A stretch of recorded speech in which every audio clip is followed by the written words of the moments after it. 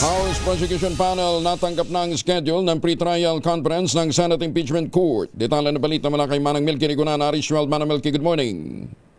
June 18 ang scheduled pre-trial conference sa impeachment trial ni Vice President Sara Duterte. Natanggap na ng House Prosecution Team ang Notice of Pre-Trial Conference na pirmado ni Acting Senate President Win Gatchalian. Sa Notice of Pre-Trial Conference sa June 9, inaatasan ng Senate Impeachment Court si Vice President Sara Duterte at ang House Prosecution Team na pumunta sa Senado sa June 18, ganap na alas 9 ng umaga.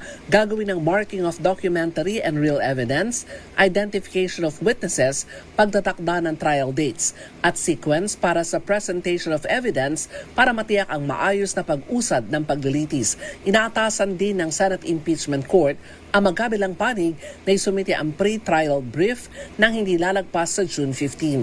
For security and safety reasons, inaatasan ng Senate Impeachment Court ang magkabilang panig na wag munang ilalahad ang identity ng mga witness hanggat hindi nasisimulan ang paglilitis. Samantala, ang proceedings ng pre-trial conference ay hindi open for media coverage. Ako si Milky Rigunan, nagulat para sa DZRH, una sa Pilipinas, una sa Pilipino. Maraming salamat, Manang Milky.